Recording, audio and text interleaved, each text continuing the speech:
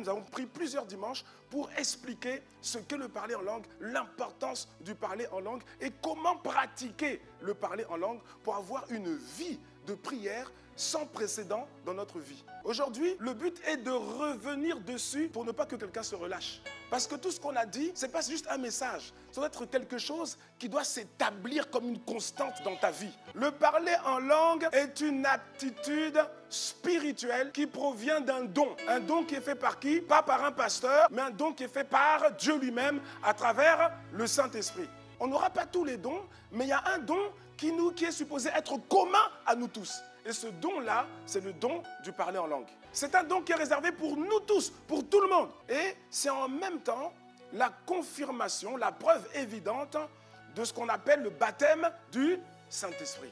Et si tu n'as pas encore été baptisé du Saint-Esprit, si tu ne parles pas encore en langue, c'est quelque chose auquel tu dois aspirer parce que Paul dit aspirer aux dons les meilleurs. Le parler en langue, c'est un puissant mystère.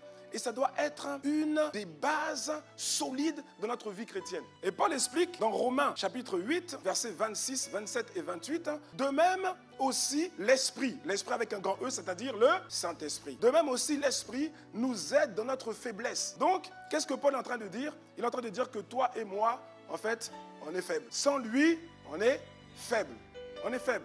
Donc, de même aussi l'Esprit nous aide dans notre faiblesse, car nous ne savons pas ce qu'il nous convient de demander dans nos prières. Il est en train de révéler une chose, c'est-à-dire que si tu ne sais pas quoi demander dans tes prières, ça te rend faible. Mais l'Esprit lui-même intercède par des soupirs inexprimables. Verset 27, et celui qui sonde les cœurs connaît quelle est la pensée de l'Esprit, parce que c'est selon Dieu qu'il intercède en faveur des saints. Donc le Saint-Esprit intercède en faveur des saints, c'est-à-dire en faveur de toi, en faveur de ta voisine, de ton voisin, en faveur de moi aussi. Verset 28, nous savons du reste que toute chose concourt au bien de ceux qui aiment Dieu, de ceux qui sont appelés selon son dessein. Il est en train de dire qu'il y a quelque chose qui nous rend, nous, enfants de Dieu, chrétiens, faibles. C'est le fait de ne pas savoir quoi dire dans nos prières.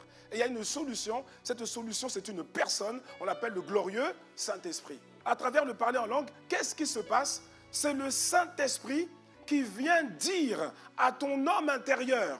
J'aime pas dire à ton esprit, parce que quand on dit à ton esprit, tu as l'impression que toi tu es dissocié de ton esprit, alors que ton esprit c'est toi. C'est pour ça que je préfère dire à ton homme intérieur. Donc le Saint-Esprit vient dicter à ton homme intérieur exactement ce que tu dois dire dans ta prière, afin que tu ne sois plus faible. Et donc, lorsque tu pries, en fait, tu atteins le summum de la prière. Tu ne peux pas faire mieux que ça, parce que c'est Dieu qui te fait prier exactement comment tu dois prier, par rapport à l'étape dans laquelle tu es dans ta vie, par rapport aux défis qui te font face, et par rapport au niveau de maturité, de croissance et par rapport aux réalisations que Dieu veut faire à travers ta vie. Et c'est pas juste ça, c'est plus que ça, parce qu'il dit que lorsque tu fais ça, tu es en fait en train d'amener à l'existence, de façonner, de réaliser le plan glorieux que Dieu a prévu pour toi.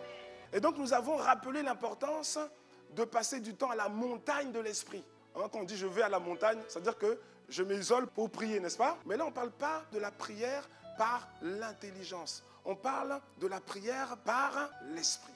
Et on a expliqué que c'était ça le secret des géants. De celles et ceux qui ont réalisé les exploits, qui sont devenus ce que Dieu voulait qu'ils deviennent et qui ont réalisé les exploits avec Dieu, le secret des géants nous est révélé par Paul lui-même dans 1 Corinthiens chapitre 14, verset 18, lorsqu'il dit ceci, ce ne sont pas des paroles arrogantes, comme j'avais pu le croire à l'époque, il y a très longtemps, quand je lisais ces textes, je me disais, mais c'est quand même assez arrogant. Non, non, non, c'est pas arrogant du tout. Il dit, je rends grâce, 1 Corinthiens 14, 18, il dit, je rends grâce à Dieu de ce que je parle en langue plus que vous tous. Je parle en langue plus que vous tous. Il est en train de donner le secret des réalisations, des exploits qu'il faisait avec Dieu. Et donc le message aujourd'hui, mon frère, ma soeur, c'est pour te dire, ne te relâche pas. Ne prends pas ce message qu'on a donné comme un message. Tu vois, c'était un message là et puis après on passe à autre chose. Non, ça là, tu passes pas à autre chose. Tu t'assieds dessus. N'oublie pas, à la montagne de l'esprit, il y a des grâces et il y a des trésors. Ah oui, et j'aimerais donc en quelques minutes revenir dessus pour que si quelqu'un s'est relâché, il puisse se relever, se redresser avec zèle et avec foi pour continuer à faire ce qu'il faut afin de construire, de bâtir sa destinée en Christ. La montagne de l'esprit, c'est le lieu de la rencontre avec Dieu lui-même. Parce que lorsque tu parles en langue, c'est le Saint-Esprit qui vient intercéder à travers toi. C'est le lieu où Dieu parle et où tu entends Dieu distinctement. Ça ne veut pas dire que tu entends Dieu avec un langage intelligible, c'est-à-dire avec tes oreilles. Non, tu entends Dieu quand tu parles en langue, c'est sûr et certain que tu entends Dieu. Pourquoi? Parce que le Saint-Esprit parle à ton homme intérieur. Et ce que tu dis, c'est juste la transcription de ce que le Saint-Esprit, c'est-à-dire Dieu, dicte à ton esprit. C'est-à-dire que ton esprit entend Dieu.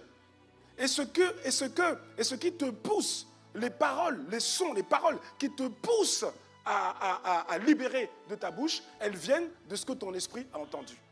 Donc, quand tu parles en langue, en fait, tu es en train d'activer une connexion directe entre le trône de Dieu et toi-même. La montagne de l'esprit, c'est la montagne de la sanctification. Exode chapitre 3, verset 5, Dieu dit à Moïse, « N'approche pas d'ici, ôte tes souliers de tes pieds, car le lieu sur lequel tu te tiens est une terre sainte. » Plus tu vas prier, plus tu vas parler en langue, et plus tu vas te sanctifier. La montagne de l'esprit, c'est la montagne de la paix et de la sérénité. Quand tu entends une nouvelle qui semble mauvaise, au lieu d'aller t'alarmer, crier dans tous les sens, parle en langue. Et si quelqu'un l'a déjà fait, tu t'es rendu compte que lorsque tu le fais, c'est comme si ton âme s'apaise. La montagne de l'esprit, c'est la montagne de l'embrasement. Moïse a rencontré le buisson ardent. Le feu brûlait, mais il ne se consumait pas. C'est-à-dire que tu peux être là et être embrasé tout le temps par le Saint-Esprit. La montagne de l'esprit, c'est là où tu vas recevoir les révélations de qui est Dieu. On a expliqué que c'est la montagne de la crainte de Dieu. Parce que plus tu vas parler en langue et plus ton esprit va te communiquer la crainte, pas la peur. On ne doit pas avoir peur de Dieu, on doit avoir la crainte de Dieu. Il y a une différence entre la peur et la crainte.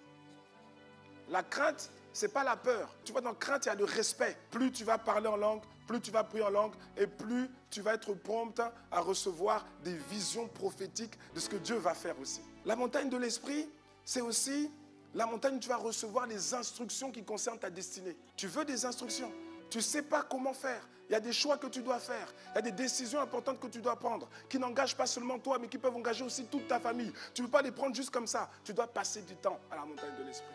La montagne de l'esprit, c'est l'usine de construction, de fabrication, d'enfantement de ta destinée. Paul dit que nous sommes le champ de Dieu, nous sommes l'édifice de Dieu. En fait, lorsque tu parles en langue, tu es en train de te construire. Pas simplement ton homme intérieur, muscler ton homme intérieur, mais tu es en train de construire l'édifice de Dieu pour ta vie. L'architecte qui a prévu l'édifice de ta vie, c'est Dieu le Père. Le chef de chantier, c'est le Saint-Esprit.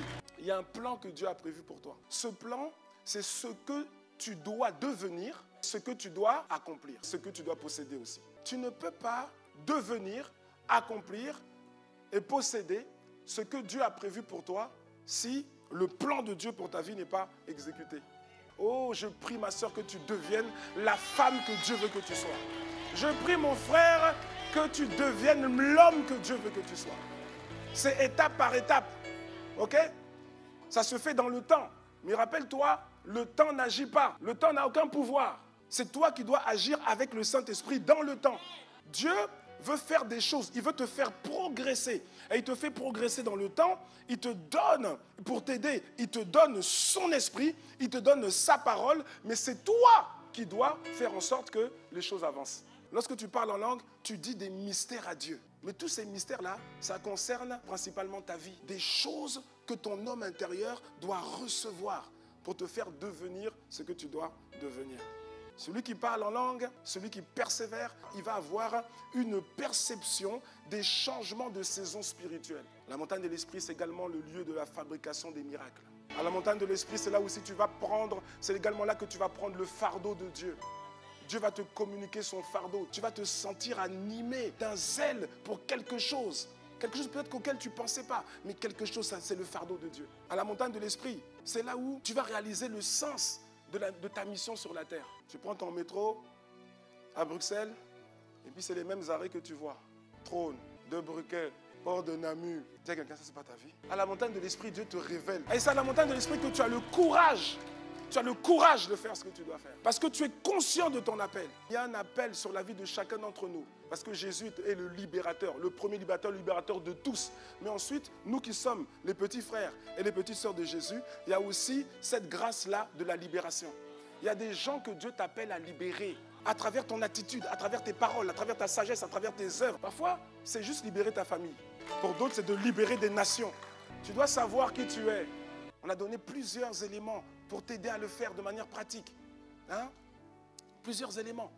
Il y a une certaine discipline à avoir, c'est vrai, et il y a des éléments pratiques. La première chose pour pouvoir y arriver, c'est de décider de viser l'objectif commun. Rappelle-toi, l'objectif commun, c'était au moins 2 heures par jour. Ensuite, qu'est-ce que tu fais? Tu demandes l'esprit de prière. Et on a expliqué plusieurs choses. On a donné plusieurs clés, mais notamment une clé puissante. Paul, il n'a pas dit qu'il priait plus que les autres. Il dit qu'il parle en langue plus que vous tous. Pour parler en langue, tu n'es pas obligé de chercher seulement les temps de prière. Parce que parfois, tu peux te retrouver dans un contexte où tu n'as pas beaucoup de temps pour prier. Mais par contre, tu as toute la journée pour parler. Et lorsque je parle, les effets de Romains chapitre 6, versets 26, 27, 28 se produisent dans ma vie. Ne te relâche pas. Continue